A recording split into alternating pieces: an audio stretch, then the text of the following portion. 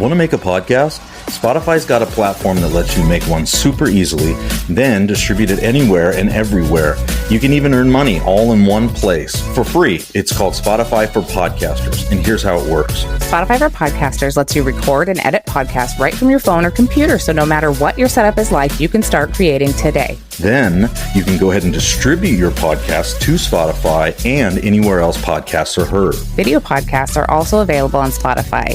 And when you want to take the conversation with your fans to the next level, Q&A polls are the best way to get them talking. With Spotify for Podcasters, you can earn money in a variety of ways, including ads and podcast subscriptions. And best of all, it's totally free with no catch. We've been using Spotify for Podcasters, and we highly recommend you give it a try. Download Spotify for Podcasters app or go to www.spotify.com/podcasters and get started.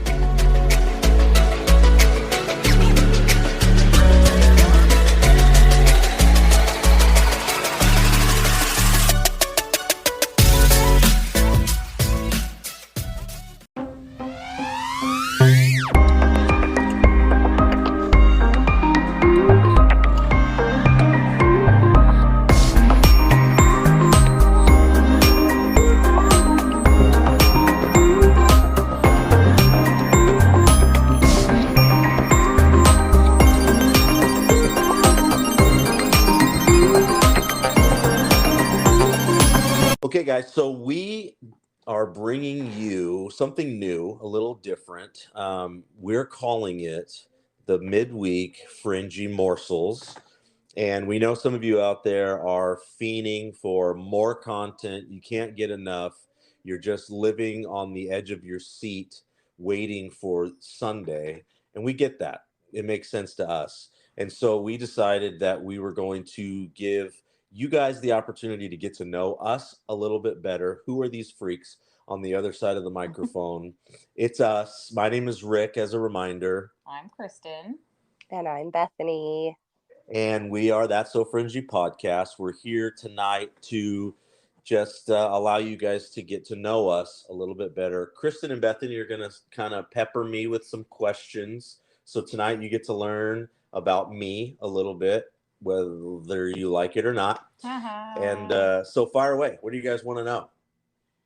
So I think the direction we're going to eventually go with this is like we're going to kind of talk about maybe some current events or some things that are going on that are interesting in the world, or just, like a little maybe 15-20 minute thing just to, get you through the week, since we know you guys miss us.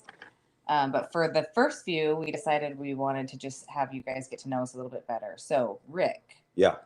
Where did you grow up? Kind of what was your early life like? What's little Ricky like? What's little baby Ricky? Well, I didn't grow up with a golden diaper, but I did grow up in Idaho, Nampa to be exact. And my whole family was from California, Anaheim area. And my grandpa and grandma have a farm out in Idaho. And my parents divorced young. And I ended up, we ended up moving to Idaho and lived with my grandparents for a while. And my mom, being the strong woman that she is, worked multiple jobs and was able to pay for her own home as a single mom, and raising two ferocious wild animals. And, it was a good childhood. My mom was, she was strict in the ways that she needed to be, and she was loving and nurturing, and she always took care of everything that needed to be taken care of. And then she met my stepdad. And when they got married, he came into the scene and brought a whole nother level of just fun to my childhood. He introduced us to guns and to dirt bikes and jet skis and all camping, all of the outdoorsy type things that he was really into. And so, that's me in a nutshell. Look, it's me in a nutshell. So did you grow up in church then? Because you have a pretty strong faith at this point in your life. Yeah, so we grew up in Baptist church over in Nampa there. And I remember going every Sunday or most Sundays, but it was very traditional. It was pews and hymns.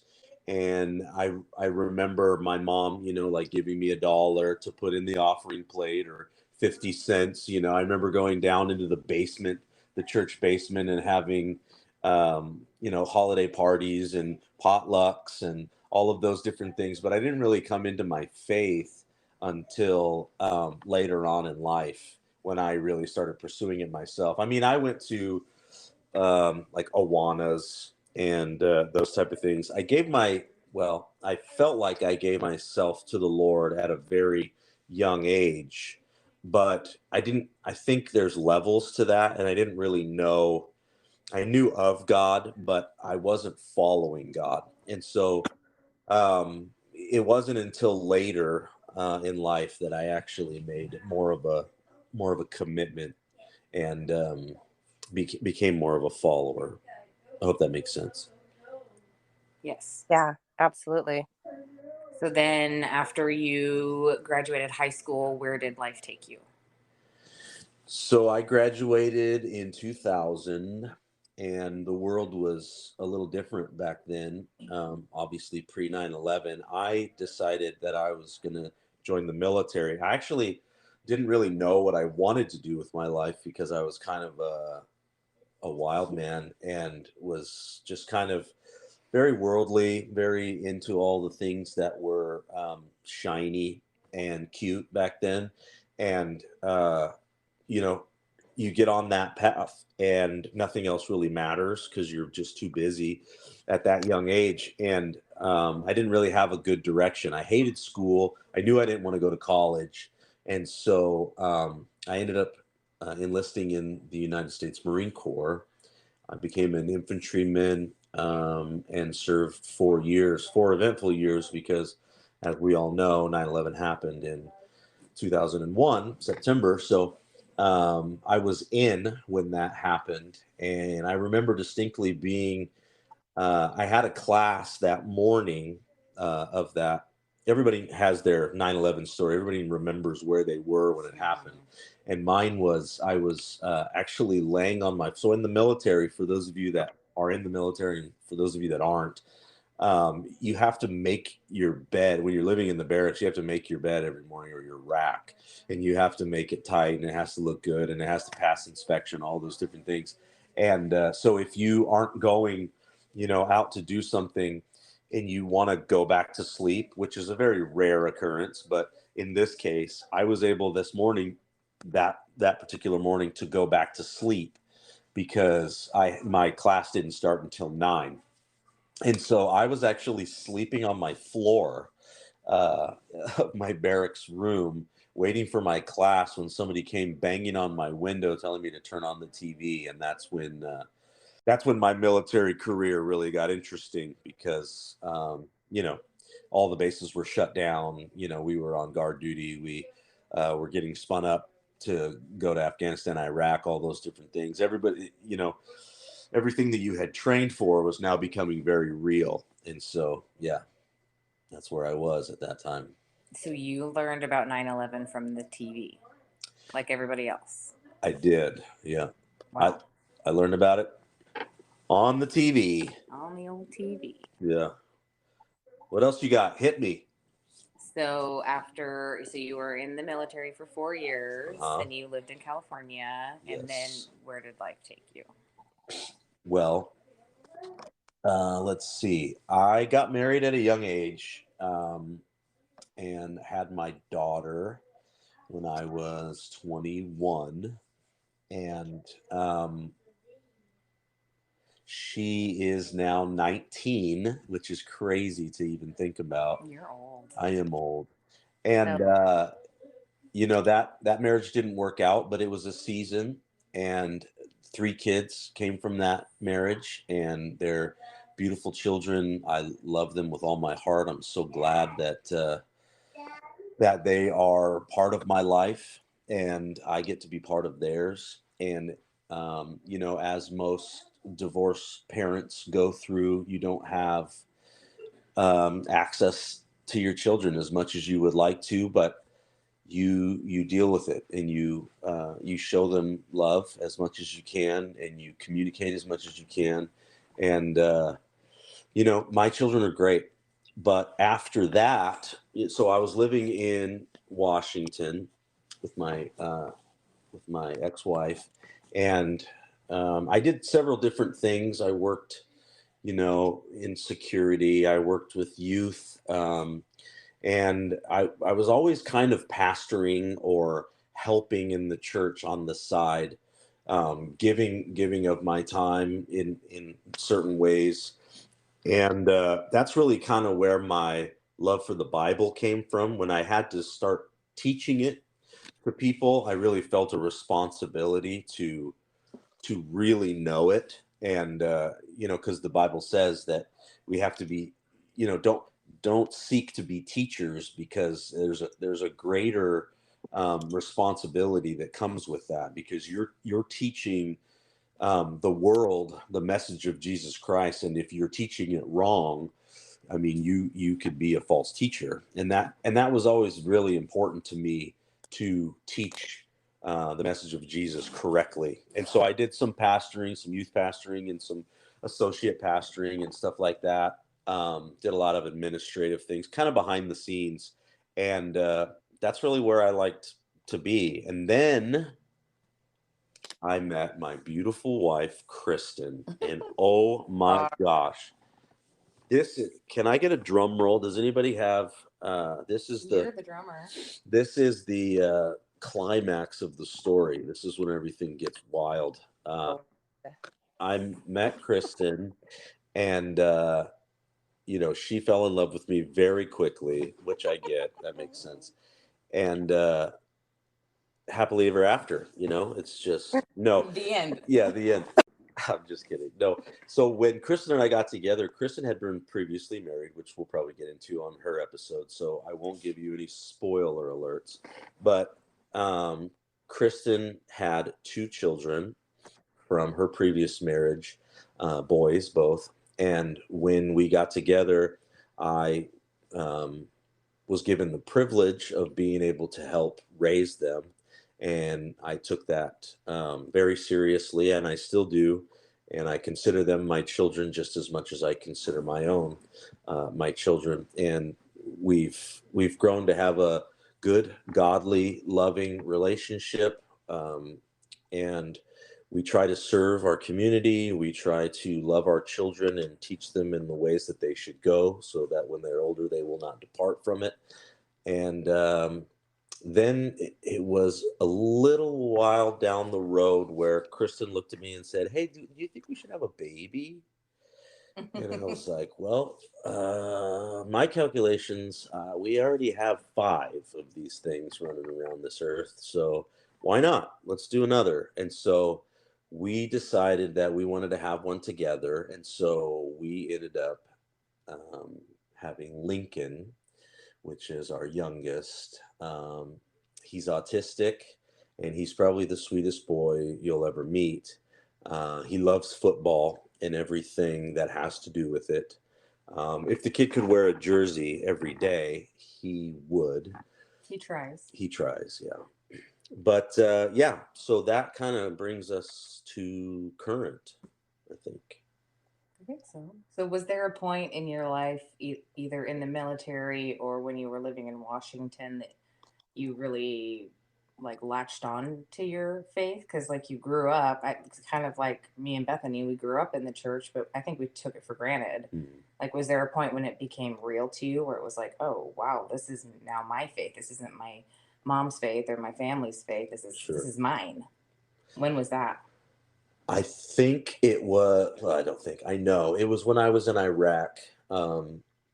I spent 9 months in Iraq, and it was a really wild time, as you can imagine, because you're a child, essentially. And when you go to war, most of these guys are, and you are dealing with fear, anxiety, hypervigilance. You're trying to stay alive.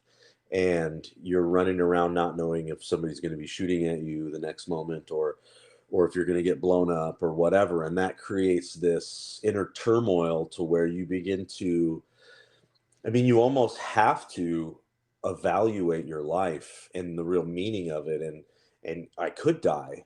And what does that mean? And what does that look like? And so I did a lot of that soul searching um, when I was in Iraq. And I had a buddy that was in at the time with me, close friend of mine, who I would consider back then a Jesus freak.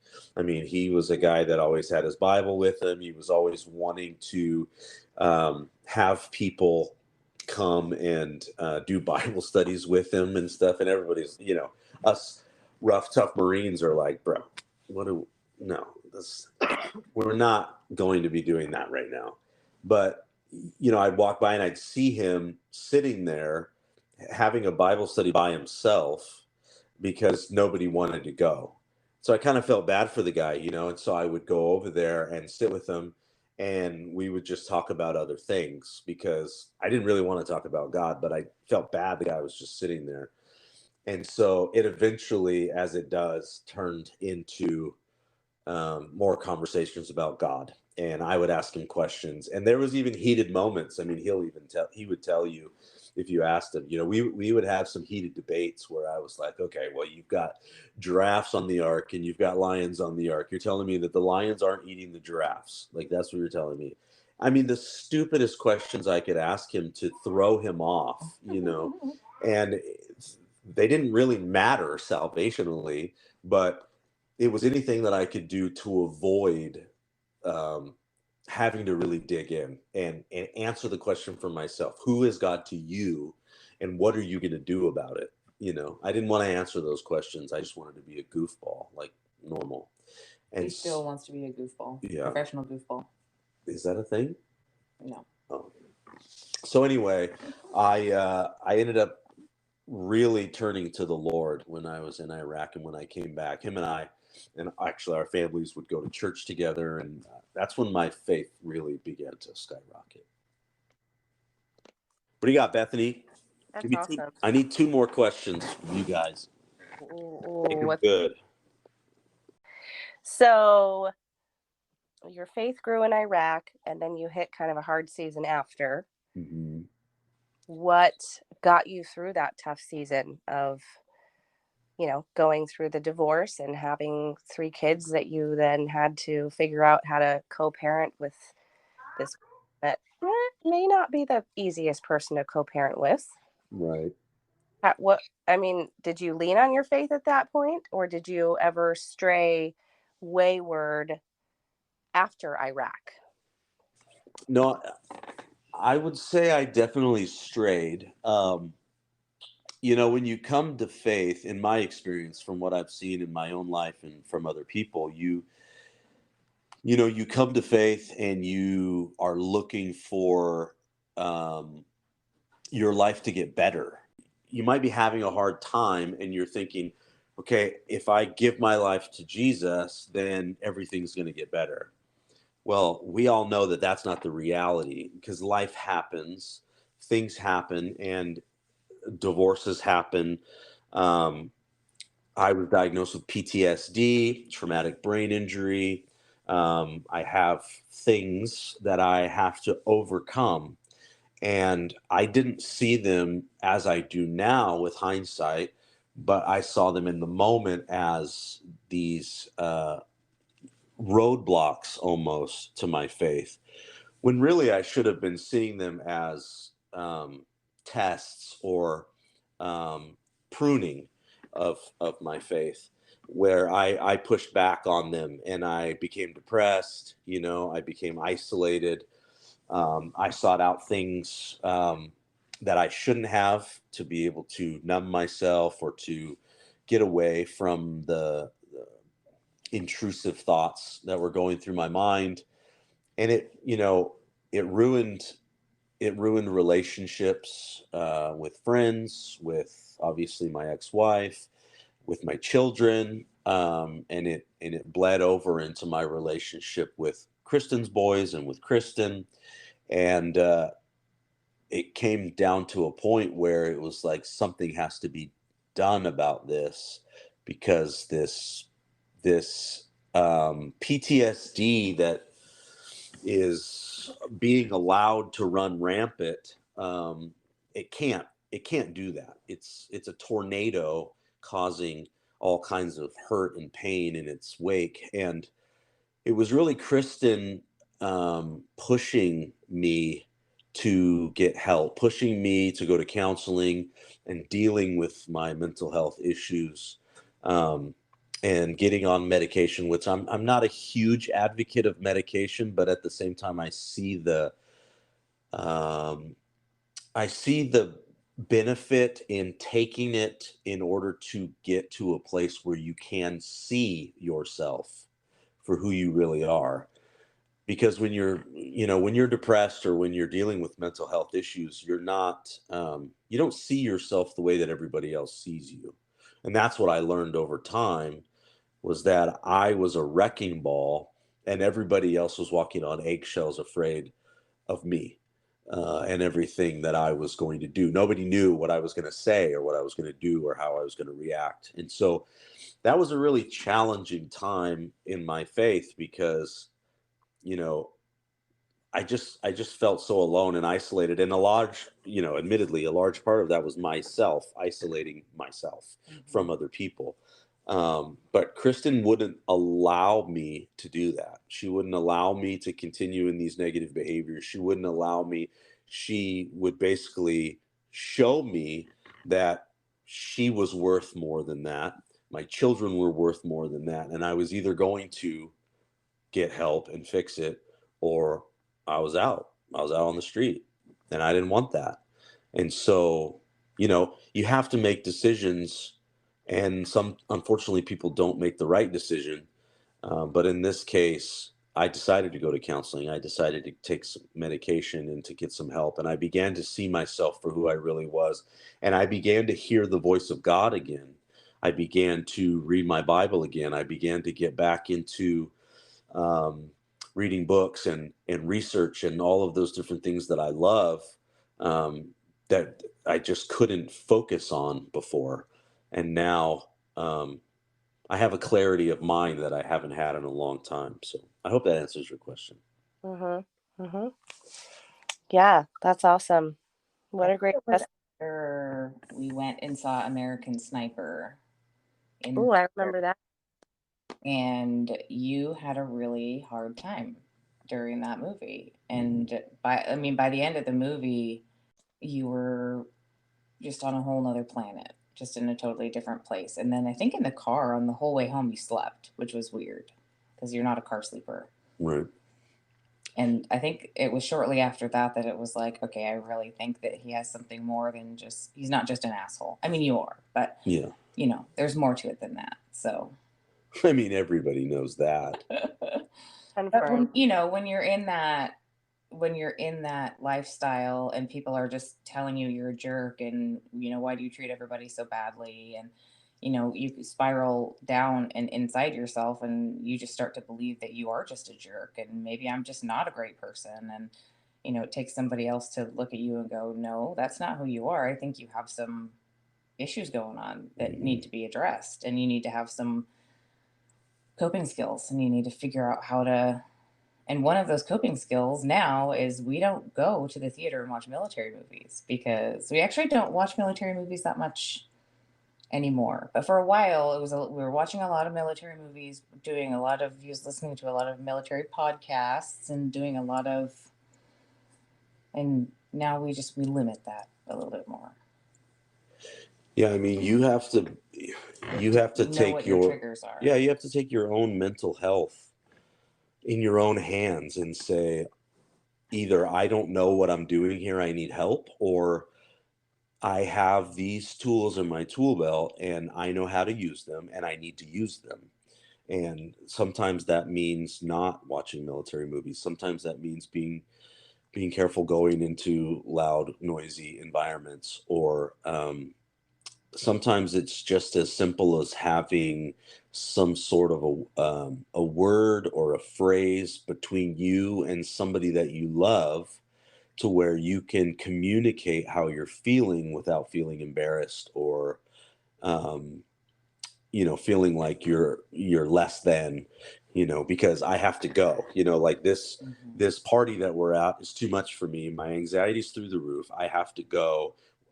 How do I communicate that to my spouse who's having a good time, and doesn't want to leave? And all I have to do is look at her and, say a certain phrase or give her a certain understanding, and boom, we're up and we're out. And that's what you need to find. And for those of you that might be dealing with some, and I didn't mean to make this about mental health challenges by any means, but while we're talking about it, if you're dealing with mental health challenges and you're feeling depressed or you're feeling isolated or you're feeling like nobody likes you or you're not good enough, tired, sleeping all the time, not wanting to engage in work or social settings, these are telltale signs of depression, anxiety, and you should talk to somebody and if you want to send us a message, wow, Siri, don't interrupt.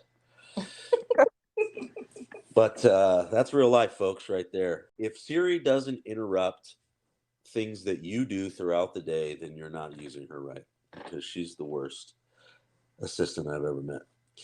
Anyway, so if you're dealing with mental health issues, please talk to somebody. Please, if you need to message us, we'll listen to you. We'll see if we can help in any way. We would love to. So anyway, enough about me. Next week, we're digging into you guys. I'm coming up with some questions that are going to be so off the wall. You're not going to be ready for them, but that's okay. That doesn't seem fair. We had very nice questions. They were nice questions. You guys did good. Well, Bethany, anything else? Paid the big bucks.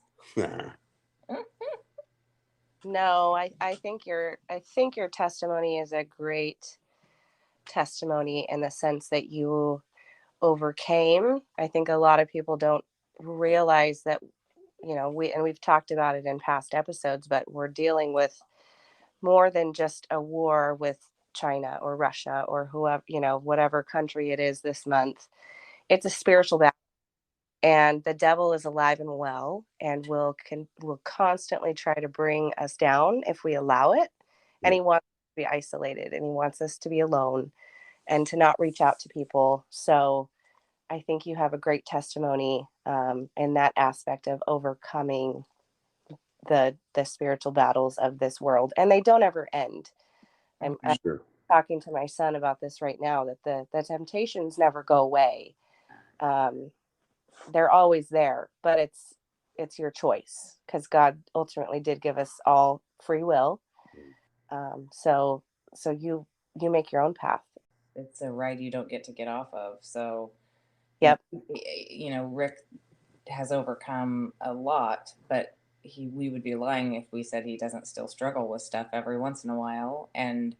But the difference now is that he has the tools to recognize it, and what the episodes last a lot shorter. They're, we know what to do collectively as a family, not just me. I mean, Bethany helps, the boys help, everybody helps kind of help pull him out of it. Wrangle him in. And he sees it, and he does the hard work of bringing himself out of it. But, it's a community thing.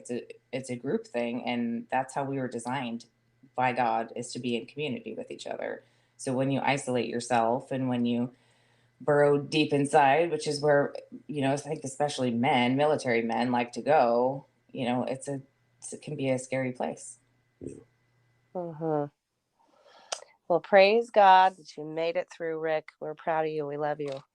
Yes. Love you guys. Aww. And we love you, all of you listeners out there. We're so grateful that you guys are listening to these podcasts and coming back for more Fringy Morsels.